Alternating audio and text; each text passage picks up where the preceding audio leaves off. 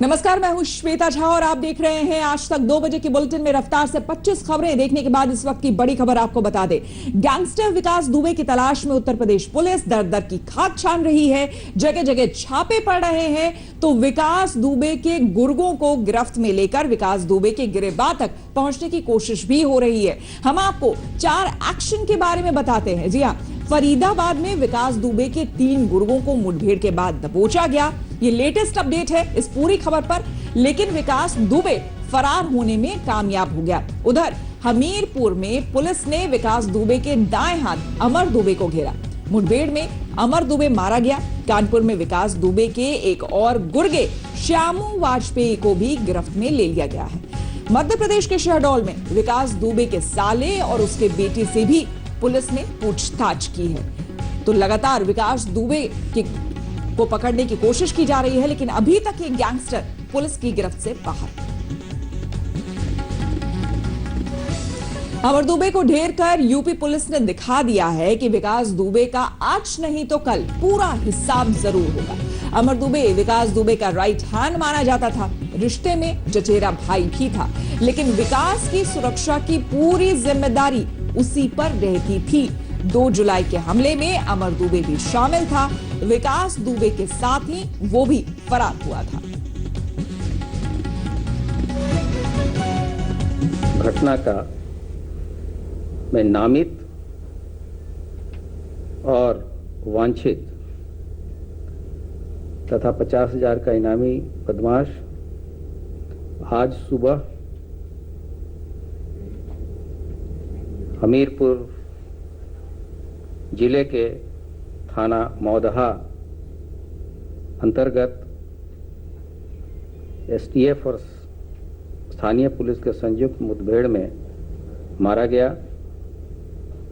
जिसकी पहचान अमर दुबे पुत्र संजीव दुबे गांव निवासी बिकरू थाना चौबेपुर जनपद कानपुर नगर के रूप में हुई। इस बदमाश के पास से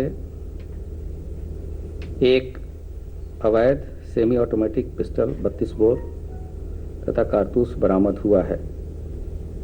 आगे की विधिक कार्रवाई इसमें की जा रही है। इस बदमाश के विकास दुबे के साथ सोशल मीडिया पे बहुत सारे फोटोग्राफ्स मौजूद हैं, जो कि मीडिया ग्रुप में भी शेयर किए गए हैं। जो मुकदमा दर्ज किया गया है उसमें विकास दुबे के बाद जो जारी की गई लिस्ट थी उसमें सबसे ऊपर इसी का नाम था। थाना मौदहा पुलिस टीम को और साथ में एसटीएफ की टीम को ये सूचना मिली थी कि अमर दुबे नाम का एक व्यक्ति जिसने कि कानपुर में पुलिस कर्मियों पर फायरिंग की थी और हत्या की थी, वो उसका मूवमेंट यहाँ पे हुआ है। इस सूचना पर थाना मौदहा की टीम और एसटीएफ की टीम द्वारा घेराबंदी की गई। तो इस व्यक्ति ने पुलिस टीम पर फायरिंग की, जिसमें कि हमारे एसएचओ मौदहा को गोली लगी और एक एसटीएफ के कांस्टेबल को गोली लगी। जो जवाबी कार्रवाई की गई उसमें ये व्यक्ति घायल हुआ। इसे यहाँ से हॉस्पिटल भेजा गया। हॉस्पिटल में इसे अभी कुछ देर पहले सूचना मिली है कि मृत घोषित कर दिया गया है। यहाँ पे हमारी फील्ड यूनिट उपस्थित है। यहाँ से सारे साक्ष्य जो है एकत्रित किए जा रहे हैं। इसके पास से एक ऑटोमेटिक वेपन मिला है जिससे कि इसने फायरिंग की है और एक बैग भी पड़ा हुआ मिला है। फॉरेंसिक टीम हमारी यहाँ पे आ रही है और हम लोग इसमें और विस्तृत जांच करा रहे हैं। गांव में भी पूछताछ करवाई जा रही है कि यहाँ पे ये किसके साथ था, किसने इसको शरण दी थी। हमारी कई टीमें अभी गांव में भी लगातार पूछताछ। क्या मिला इसके पास से मौके से? जैसा मैंने बताया, एक ऑटोमेटिक वेपन अभी मिला है और जिससे कि इसने फायरिंग करी थी और वहाँ पे ही बैग एक पड़ा हुआ मिला है। बैग को अभी छेड़ा नहीं गया है। जब टीम आ जाएगी फॉरेंसिक टीम तो उसके द्वारा उसको चेक किया। तो विकास दुबे का राइट हैंड तो मारा गया, कुछ और गुर्गे भी पकड़े गए, लेकिन उत्तर प्रदेश पुलिस ताबड़तोड़ एक्शन तो कर रही है। इस बीच जब तक विकास दुबे हाथ नहीं लगता है, पुलिस नाकाम ही मानी जाएगी। आज ADG law and order press conference करने आए, लेकिन गुर्गों की गिरफ्तारी और अपराधियों को सख्त चेतावनी के अलावा केस के बारे में कुछ खास नहीं बता पाए। मैंने कल भी प्रेस के साथ शेयर किया था कि कानपुर की घटना में जो लोग भी शामिल हैं उनके विरुद्ध पुलिस सख्त से सख्त कार्रवाई करेगी और हम लोग अपने साथियों की शहादत को वेस्ट नहीं जाने देंगे और जो भी कार्रवाई होगी वो विधिक होगी और ऐसी होगी जिसको जिन्होंने इस तरह की हिम्मत की है उनको हमेशा पछतावा होगा।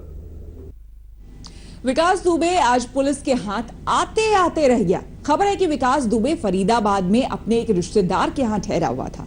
पुलिस वहां दबिश देने गई। मुठभेड़ के बाद विकास दुबे के 3 गुर्गों को गिरफ्तार भी कर लिया गया, लेकिन विकास दुबे चकमा देकर फरार होने में कामयाब हो गया। ये भी पता चला है कि विकास दुबे फरीदाबाद के गेस्ट हाउस तक गया था। वहां के सीसीटीवी फुटेज में विकास की मौजूदगी का दावा किया जा रहा है। इस वक्त हम फरीदाबाद के हरिनगर इलाके में मौजूद हैं और हम आपको दिखाना चाहते हैं कि दरअसल ये वो मकान है जिस मकान में विकास दुबे, उसका जो साथी था प्रभात, वो दोनों छुपे हुए थे। ये मकान दरअसल अंकुर का है और अंकुर ही वो शख्स है जिसको फरीदाबाद पुलिस ने गिरफ्तार किया है। इसी मकान में शेल्टर शरण दी गई थी।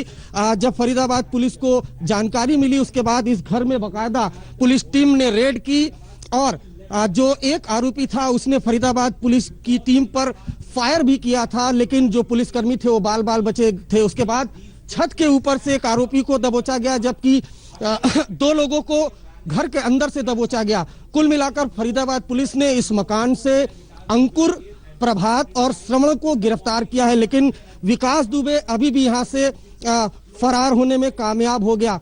अगर आप देखें तो यहाँ पर फिलहाल फरीदाबाद पुलिस की एक टीम यहाँ पर मौजूद है और इस मकान के अंदर रेड की गई थी। छत पर एक शख्स भागा था। छत पर जो शख्स भागा था उसने पुलिस टीम पर फायरिंग की थी। इसी घर से जब प्रभात को गिरफ्तार किया गया तो उसके पास से 2 पिस्टल सरकारी वो बरामद हुई है। वो वही पिस्टल है जो कानपुर पुलिस कर्मियों से लूटी गई थी। इसके अलावा 2 और पिस्टल बरामद हुई है। भारी तादाद में खोखे वो बरामद हुए हैं। दरअसल फरीदाबाद में पुलिस के सामने विकास दुबे को दबोचने का एक अच्छा मौका था। सीसीटीवी की जो तस्वीरें सामने आ रही थी उससे लग रहा था कि गेस्ट हाउस तक आने वाला शख्स विकास दुबे हो सकता है, लेकिन वो हाथ लगते लगते रह गया। फोटो क्लियर आ रही हो, इन्होंने इसको लिखा था पैन कार्ड का नंबर वगैरह कहीं। प्रभात और अंकुर 2 ये शख्स जो गिरफ्तार हुए हैं उन दोनों ने भी पुलिस के सामने ये कंफर्म किया है कि ये विकास दुबे ही है। दरअसल प्रभात जो नाम का शख्स था वो लगातार विकास दुबे के साथ ही फरारी काट रहा था। उसके बाद वो फरीदाबाद पहुंचा। अंकुर जो है वो विकास दुबे का रिश्तेदार है। फरीदाबाद के एक सेक्टर में अपने घर में कुछ देर उसने छुपाया। उसके बाद इस होटल में बाहर अगर आप देखें तो सीसीटीवी भी कैमरा भी लगा हुआ है। इस होटल में आकर 3 लोग यहाँ पर होटल बुक करा रहे थे। फरीदाबाद पुलिस टीम ने जब यहाँ रेड की तो हैरानी की बात है कि विकास दुबे यहाँ पर नहीं मिला, लेकिन प्रभात और अंकुर ये 2 लोग हैं जिनको गिरफ्तार किया गया है और 4 जो वेपन्स हैं ऑटोमेटिक सेमी ऑटोमेटिक पिस्टल वो रिकवर किया है और दोनों ने खुलासा किया है कि विकास दुबे हमारे साथ था, इस होटल में आया था। नीली टी शर्ट पहना हुआ जो शख्स है वो विकास दुबे ही है। एसटीएफ ने भी हमें ये कंफर्मेशन दी है और साथ ही साथ जो 2 आरोपी पकड़े गए हैं उन्होंने भी कंफर्मेशन दी है। तो उत्तर प्रदेश की पुलिस लगातार कोशिशें कर रही है, लेकिन इंतजार सबको इस बात का है कि आखिर विकास दुबे तक कब तक पहुंचेगी पुलिस। चलिए रुक करते हैं अगली खबर का। आज तक के खुलासे पर पुलिस जांच के नाम पर लीपापोती कर रही है। जी हां, आज तक के कैमरे पर लड़कियां खुलकर खनन माफिया पर यौन शोषण का इल्जाम लगा रही हैं, लेकिन गांव में जाकर जांच के बाद प्रशासन का यह कहना है कि ऐसी कोई शिकायत नहीं मिली है। ऐसे में बड़ा सवाल यह है कि क्या पुलिस के डर से पीड़िताएं मुंह खोलने से बच रही हैं या पुलिस ने उन पर ऐसा करने का दबाव बनाया है, क्योंकि आज तक के पास वीडियो की शक्ल में वो सारे सबूत हैं। हम चाहते हैं कि हमारे साथ इस तरह के काम ना हो, हमसे नहीं कर जाए।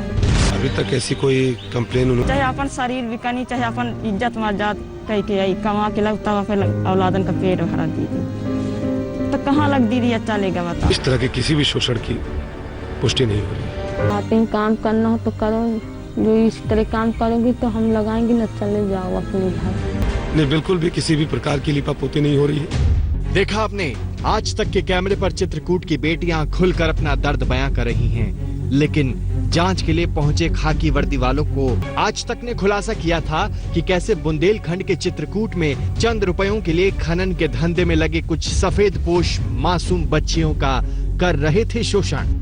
गरीबी के मारे इन अभागे लोगों की मजबूरी का फायदा उठाकर 100-150 रुपए की मजदूरी देने के बदले कुछ दरिंदे चित्रकूट की इन मासूम बच्चियों का शोषण कर रहे थे। धमकी भी देते हैं? हाँ, क्या कहते हैं? कहते हैं काम करना हो तो करो, जो इस तरह काम करोगी तो हम लगाएंगे न, चले जाओ अपने घर, लेकिन हम करेंगे। आज तक ने खबर दिखाई और यूपी में हड़कंप मच गया। खबर दिखाए जाने के तुरंत बाद मजिस्ट्रेट ने मामले की जांच के आदेश दे दिए। आनन फानन में चित्रकूट पुलिस और प्रशासन के आला अधिकारी आधी रात को गांव पहुंच गए। आज तक की खबर के बाद चित्रकूट प्रशासन हरकत में आया है। जिला अधिकारी से लेकर तमाम आला अधिकारियों की टीम उन पीड़िताओं से मिलने के लिए गई, मगर ये मामला सिर्फ खाना पूर्ति का नहीं है। जरूरत है ठोस कार्रवाई की, ताकि माँ बेटियों को इस नर्क लोक में यूं बर्बाद ना होना पड़े।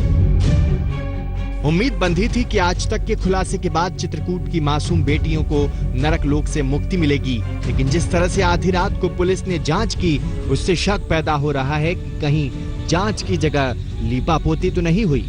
पुलिस के बयान से भी यही लग रहा है। जिन लड़कियों की बात हो रही है उनकी शिनाख्त कर ली गई है, उनसे भी वार्ता की गई, उनके परिजनों से और गांव के उनके जितने भी रिश्तेदार और सम्मानित लोग हैं सभी से वार्ता की जा रही है। अभी तक ऐसी कोई कंप्लेन उन्होंने नहीं बताई। हम लोगों ने उनसे जो है हमारी महिला अधिकारी ने भी बात की, तो इस तरह के शोषण की कोई भी जानकारी अभी तक। सुना आपने, कैमरे पर कही गई बातें पुलिस की नजरों में झूठ निकली। सवाल उठता है कि पुलिस को क्यों नहीं कोई सबूत मिला? कहीं जांच के तौर तरीकों में खोट तो नहीं? जरा गौर कीजिए। पुलिस ने आधी रात को ही गांव में डेरा डाल दिया। इससे पीड़िताओं में खौफ फैला। जानकारी के मुताबिक जिस तरह से पुलिस ने पूछताछ की, उससे पीड़िताओं में डर है। ऐसे में बड़ा सवाल ये है कि पुलिस जांच करने गई थी या मामला दबाने गई थी। बताया जाता है कि लखनऊ से चित्रकूट पुलिस पर भारी दबाव है, इसलिए इस पर लीपापोती संभव है।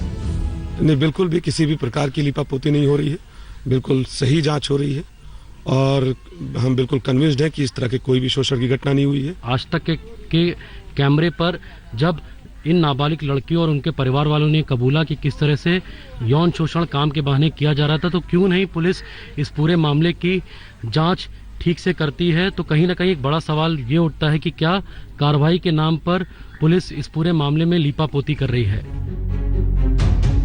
चित्रकूट की घटना किसी कलंक से कम नहीं।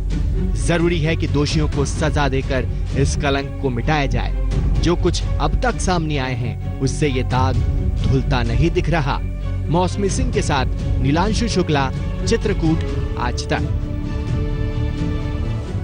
हम रुकेंगे यहाँ पर एक छोटे से ब्रेक के लिए। बने रहे हमारे साथ, देखते रहिए आज तक। और राजीव गांधी फाउंडेशन और राजीव गांधी चैरिटेबल ट्रस्ट के मामलों की जांच अब गृह मंत्रालय की तरफ से गठित कमेटी करेगी। जी हां, इस मामले में गृह मंत्रालय ने एक कमेटी का गठन किया है। कमेटी पीएमएलए, आयकर और एफसीआरए के तहत मामलों की जांच करेगी। प्रवर्तन निदेशालय के स्पेशल सीमांचल दास कमेटी की कमान संभालेंगे। तो गृह मंत्रालय ने जांच के लिए कमेटी का गठन किया है। नमस्कार, मैं हूं अंजना ओम कश्यप। हमें उम्मीद है ये वीडियो आपको पसंद आया होगा। लेटेस्ट खबरों के लिए यूं ही देखते रहिए आज तक, और इस वीडियो के पसंद आने पर लाइक, शेयर एंड सब्सक्राइब करना ना भूलें।